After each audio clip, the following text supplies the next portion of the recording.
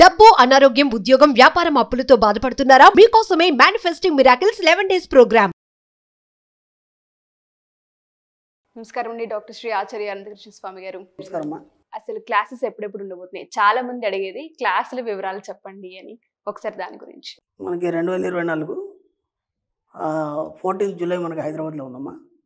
అలాగే 28 జూలై బెంగళూరులో ఉంటుంది. 14th ఆగస్ట్ వచ్చి విజయవాడలో ఉంటుంది. 11th ఆగస్ట్ వచ్చి అనంతపూర్లో ఉంటుంది. అలాగే మనకు 25 ఆగస్ట్ వచ్చి మనకు స్పెషల్ క్లాస్ ఉంది. స్పెషల్ క్లాస్ మ్యాక్సిమం అటెండ్ చేసే వాళ్ళు ఒక రెగ్యులర్ క్లాస్ అటెండ్ చేసే ప్రయత్నం చేయండి. చేస్తే మీకు స్పెషల్ క్లాస్ చాలా బాగా అర్థమవుతుంది.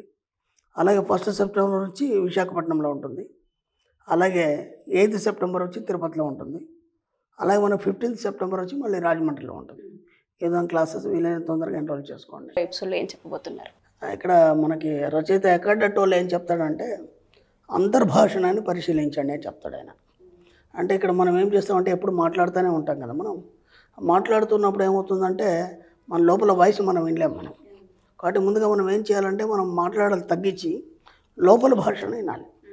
అంతర్భాష ఏం చెప్తుంది అంటే ఇప్పుడు మీరు ఒంటరికి వచ్చినప్పుడు మీకు అనిపిస్తుంది నాకు ఒంటరి నిండా బంగారం ఉంటే బాగుంటాం. సామాన్యంగా ఆడవాళ్ళకి కనిపించేది ఫస్ట్ చీరల బంగారం మీదకి వెళ్తుంది. ఆ తర్వాత పలానా సారీ బాగుంది, అది నేను తీసుకుంటే బాగుండు, లేదంటే ఈ సెలక్షన్ బాగుంది, నగలు, చీరలు, ఇంకా ఒక ఇల్లు, ఇట్లాంటివి మనకు సెలక్షన్ బాగా 24 గంటలు మనకి ఏదో చెప్తూ ఉంటుంది. మీ అంతర్భాషను వినండి. మీ అంతర్భాషణ మీకు ఏదో చెప్తుంది, మీ ఇన్నర్ మైండ్ మీకు ఏదో చెప్తుంది అంటే దానికి మీరు అర్హులైనప్పుడే అది చెప్తుంది. అర్థమైందా? కానీ మీరేం చేస్తారంటే ఏమంటే దాన్ని కొట్టిపడేస్తారు. అమ్మో అంత కాస్ట్లీ నేను ఎక్కడ కొంటాను, అంత ఖరీదైంది నాకెలా వీలవుద్ది, బాగా డబ్బున్నోళ్ళు అయితే నాకు కొంటారు, నేను ఎందుకు కొంటాను, నాతో కాదు. ఎందుకంటే ముందు బడ్జెట్ చూసుకుంటాం మనం. నేను ఇంతకుముందు కూడా చెప్పాను, ప్రతిదానికి మనం ఆయన మీద ఆధారపడడం కాకుండా మనకంటూ సొంతంగా సంపాదించుకోవాలి. ఇప్పుడు ఇవన్నీ కోరికలు ఉన్నాయి కదా మీకు, ఇవన్నీ కోరికలు పదే పదే మీకు చెప్తున్నాయి కదా, ఎప్పుడు మీ ఇన్నర్ మైండ్ మీతో చెప్తూనే ఉంది. ఇప్పుడు ఏం చేస్తారంటే జస్ట్ దాన్ని ఆ వాయిస్ని లిజన్ చేయండి. అంటే ఒక అబ్జర్వేషన్ మీరు వింటూ ఉండండి. ఇంకేమేం చెప్తుంది అంటే మీకు ఇంకేమేం చెప్తుందంటే ఒక్కోసారి మీకు కూడా ఇంట్లో విసుగొచ్చి అనిపిస్తుంది, నేను ఎవరి మీద ఆధారపడడం ఎందుకు, నేనే సొంతగా ఒక స్థాయికి వస్తే బాగుండని ఆలోచన కూడా వస్తుంది. ఓకేనా? అలాగే నేనే సంపాదిస్తే బాగుండవు, నేను సంపాదించిన దాంతో నేను ఈ వస్తువు కొనుక్కుంటే బాగుండవు, లేదంటే నేనే సంపాదించేసి ఇల్లంతా నడిపిస్తే బాగుండవు. ఇలాంటి ఆలోచనలు మీకు వస్తుంటాయి కదా. వాటిని ఎందుకు ఆపిపెట్టారు, వాటిని ఎందుకు మీరు ఇంప్లిమెంట్ చేయలేదు? ఇప్పుడు ఏం చేస్తారంటే ఏవైతే ఆలోచనలు వస్తున్నాయో వాటన్నిటిని మీరు సింపుల్గా ఒక పెన్ను పేపర్ తీసుకొని రాసి పెట్టండి. మీకు ఏమేమి ఆలోచనలు వస్తాయి, ఇవన్నీ ఎప్పుడు వస్తాయి? అంతర్భాషను మీరు పరిశీలించినప్పుడే వస్తాయి, లేకపోతే రావు. మీరు పొద్దాక మాట్లాడుతున్నప్పుడు కానీ, లేదంటే మార్కెట్లో ఉన్నప్పుడు కానీ, లేకపోతే జనాలతో ఉన్నప్పుడు ఇవన్నీ రావు మనకి. ఒంటరిగా ఉన్నప్పుడు ఇవన్నీ ఆలోచనలు వస్తాయి మనకి. కాబట్టి ఎప్పుడైతే మీరు ఒంటరిగా ఉండడానికి మ్యాక్సిమం ప్రయత్నించండి. మన సబ్జెక్టులు ఏం చేస్తామంటే వీలైనంత ఒంటరిగా ఉండండి. ఎందుకంటే వీలైనంత ఒంటరిగా ఉన్నప్పుడు నీ ఇన్నర్ మైండ్ నీతో మాట్లాడుతుంది. నువ్వు ఎప్పుడు మాట్లాడుతుంటే అది సైలెంట్ అయిపోతుంది, అది చూస్తుంటుంది, అబ్జర్వ్ చేస్తుంటుంది. నువ్వు ఎప్పుడైతే మాటలు ఆపేస్తావో అప్పుడు నీతో మాట్లాడడం మొదలు పెడుతుంది. ఒక్కసారి ఆ అంతర్భాషను వినడానికి ప్రయత్నించండి. ఎందుకంటే మనకు రచయిత ఎక్కడట్టు ఏం చెప్తున్నాడంటే మీ యొక్క జీవితానికి ఒక చుక్కనిలాగా పనిచేస్తుంది మీ అంతర్భాషణ. ఓకే, అర్థమైందా? మనం ఇప్పటిదాకా దాన్ని గమనించలేదు కాబట్టి మనం ఏనాడు దాని వైపు చూడలేదు, ఏనాడు దాని వాయిస్ వినలేదు. ఇక్కడ ఏం చేస్తున్నామంటే దాన్ని ప్రతిసారి వ్యతిరేకిస్తున్నాం. ఇప్పుడు మనం ఇంతకుముందే అనుకున్నాము, ఇప్పుడు పలానా నగ కొనాలనుకున్నప్పుడు అమ్మో అంత డబ్బు నా దగ్గర ఎక్కడుంది, ఎమ్మటే దాన్ని ఆపేస్తున్నాం. అది మాట్లాడదు మళ్ళీ.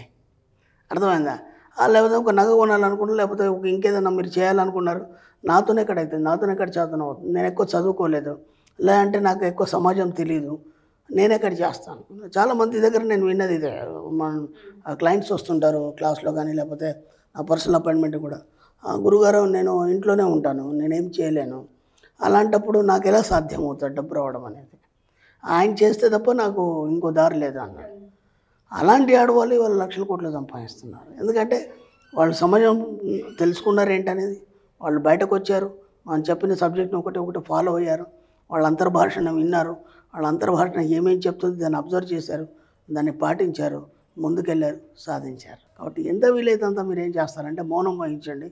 మీ అంతర్భాషణ ఏం చెప్తుందో దానికి మీరు ఎక్కడ కూడా దాన్ని వ్యతిరేకించకుండా దాంతో ఎప్పుడైనా ఏకీభవించే ప్రయత్నంలో ఉండండి. ఎంత మీరు ఏకీభవిస్తే మీకు అంత ఫలితాలు లభించడం అనేది మొదలవుతుంది. ఒక్కొక్కటిగా మీరు ఒక పేపర్ మీద రాసి దీన్ని ఎలా సాధించాలి మళ్ళీ అదే చెప్తుంది, ఆన్సర్ కూడా మీకు అదే చెప్తుంది. ఇప్పుడు మీకు ఒక విషయం వచ్చింది, ఆ విషయాన్ని మీరు రాసి పెట్టారు, ఇది ఎలా సాధ్యమవుతుంది అది కూడా మీకు తెలియదు. అప్పుడు మీకు ఒక వస్తువు కావాలనుకున్నారు, జస్ట్ దాన్ని అఫర్మేషన్ చేయండి, మీ సారే కొనిపెట్టవచ్చు, మీ ఆయనే కొనిపెట్టవచ్చు, లేదా అమ్మగారు ఎవరో కొనిపెట్టవచ్చు, ఏదో రకంగా మీ దగ్గరికి రావచ్చు. మీరే సంపాదించాలి, మీరే కొనుక్కోవాలి, నేనే సాధించాలి అని రూల్ ఏం లేదు. మన సబ్జెక్ట్లో ఏం చేస్తామంటే అడగడం, పొందడం, ఇవి రెండే ఉంటాయి మన సబ్జెక్ట్లో. అది ఎలా వస్తుంది అనేది మనకు సంబంధం లేదు. ఎందుకంటే నువ్వు అడిగిన మరుక్షణం అది ఎలా ఇవ్వాలనేది విశ్వం డిజైన్ చేస్తుంది. అలాంటప్పుడు నీకెందుకు ఆలోచన? ఓ పిల్లాడు ఉన్నాడు, వచ్చాడు, సాయంత్రం వాళ్ళ నాన్న రాగానే అన్నాడు, నాన్న ఎల్లుండి ఫీజు కట్టాలి. ఓకే, ఒక 10,000 20,000 ఫీజు కట్టాలి, లేదా 1,00,000 రూపాయలు ఫీజు కట్టాలి. ఇప్పుడు ఆయన దగ్గర లేవు, తండ్రి దగ్గర. ఆయన టెన్షన్ పడుతుంటాడు. పిల్లవాడికి ఏం టెన్షన్ ఉంది? పిల్లవాడికి టెన్షన్ లేదు, ఎందుకంటే వాడు చెప్పేసాడు, వెళ్ళిపోయాడు, అంత మట్టికి వాడు పని. టెన్షన్ పడేది వాళ్ళ నాన్న పడతాడు. అలాగే విశ్వము మనకు తండ్రి లాంటిది. విశ్వం మనకు ఏదైనా సమకూరుస్తుంది, అన్ని సమకూర్చడానికే ఉంది, నీకు అన్ని ఇవ్వడానికే ఉంది. నీకేం కావాలో మాత్రమే చెప్పాలి, ఎలా వస్తుంది అనేది మాత్రం సంబంధం లేదు. అప్పుడు ఆ పిల్లాడు అడిగాడు, వెళ్ళిపోయాడు. వాళ్ళ నాన్న అప్పు తెస్తాడా, లేకపోతే అక్కడ నుంచి తెస్తాడా, శాలరీలోంచి చేస్తాడు, ఇవన్నీ వాడికి సంబంధం లేదు కదా. ఎలా చేస్తాడనేది సంబంధం లేదు. అలాగే మీ కోరికల పట్ల కూడా ఎలా అవుతాయి, ఇది ఇలాగే కావాలి. ఇప్పుడు మనం కొన్ని కండిషన్లు పెడతాం. ఆయన ఏమంటాడంటే, పలానా నాకు బోనస్ వచ్చింది, వచ్చిన తర్వాత నీకు ఓ నగ చేయిస్తాను.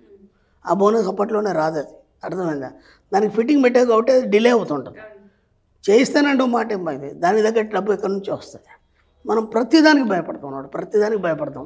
ఇది ఎలా అవుతుంది, ఇది అవుతుందా కాదా, ఇది అవుతే మళ్ళీ తర్వాత పరిణామాలు ఏంటి, తర్వాత మళ్ళీ అదంతా మనం డబ్బు ఎలా అప్పు కడతాం, ఇవన్నీ ఆలోచిస్తాం.